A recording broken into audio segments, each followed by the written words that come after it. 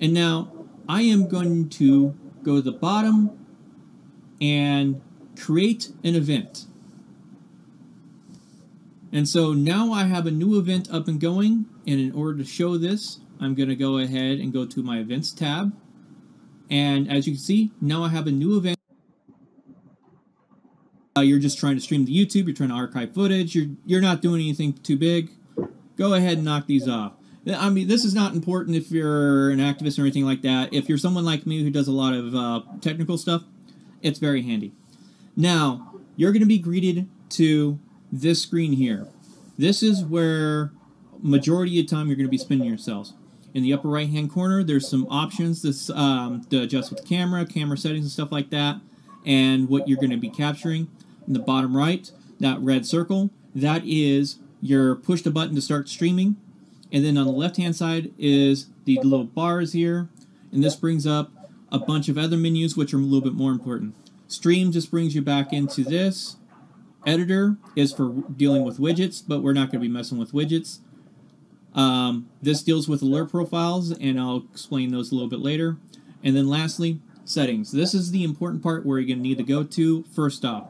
When you get to this streaming platform, you're going to want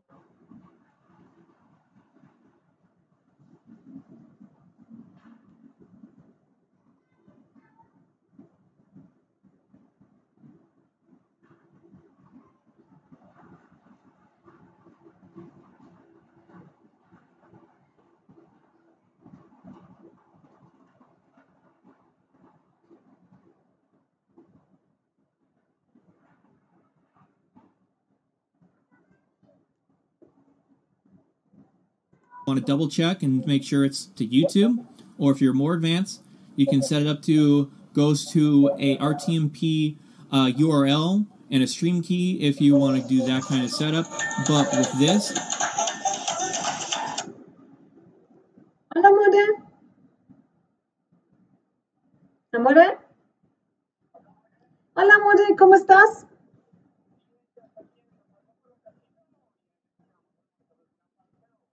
¿Cómo? Íbamos para el Petronio, pero como quieres, ¿quieres ir a otro lado? ¿Sí? ¿Pasas por mí? ¿Seguro? Listo, aquí te espero. ¡Mua! Ciao bello.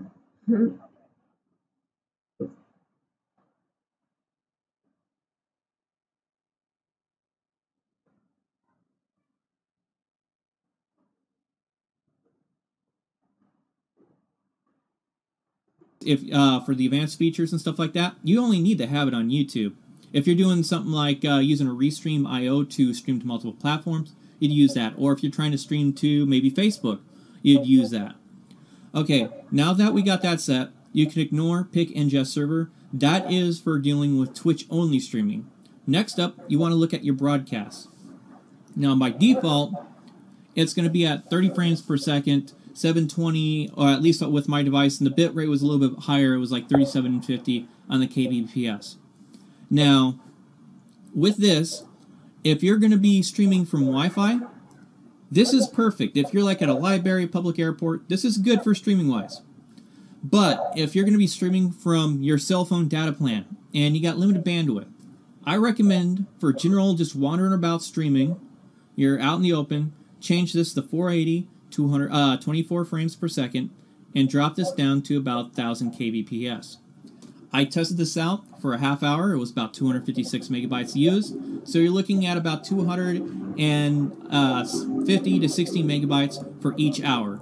And so that half a gig right there, that's pretty good. So if you've got a 2 gig plan for data bandwidth, that's 4 hours. That's excellent. If you got, a 4 gig plan or something higher, that's several more hours. That gets you a lot of stream time in 1 month.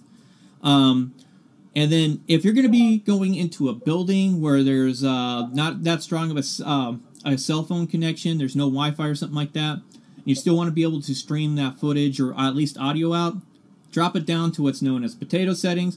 You drop down your resolution, drop down your frame rate, and then you drop down your bit rate down to here. There you go. This will at least get your audio out. and probably you'll have a little bit janky. This is if you're really hitting the outer limits of what your cell phone's able to pick up for a signal. I'm going to go ahead and kick this back up because I'm going to be using this to do a little bit more streaming and demonstrations here in a little bit, and I want to be able to have better quality. Now, lower down here is a stream indicator. Sometimes you might want to have that on, sometimes you might not. This just puts on an indicator when you start streaming saying, hey, this is your connection with your stream server. Is it a little bit bad? Is it good? So that takes care of that issue. Next up, audio. If you have some sort of external mic besides the ones that are built into your phone, you will be able to select those from here. So if you got like a Bluetooth device that's hooked up like an earpiece or something like that, you might be able to hook this up depending on if it's able to detect it. And these other settings aren't really too much importance if you're just doing general streaming. And then further down is logout. Let's say you end up logging in with the wrong account and you do a test stream and you're like, oh, I'm not streaming in the right place. You can log out down here and restart the entire process. Now, back to, we'll just go ahead and hit that. Back to the main screen here. Now, some fun little features. With the upper right-hand corner, you can change the camera by hitting those three dots and hitting that, or you can double tap your screen. It'll automatically flip it back around.